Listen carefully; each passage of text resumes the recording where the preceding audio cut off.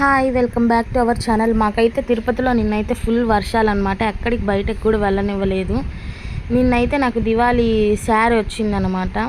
అందులో ఏముందో చూసేద్దాం. నాకైతే 2 బ్లౌజ్ పీసెస్ పెట్టి బ్యాంగిల్స్, ఫ్లవర్స్, థ్రెడ్, అలాగే పసుపు, కుంకుమ, తాంబూలం పెట్టి ఫ్రూట్స్తో పాటు ఇచ్చారనమాట.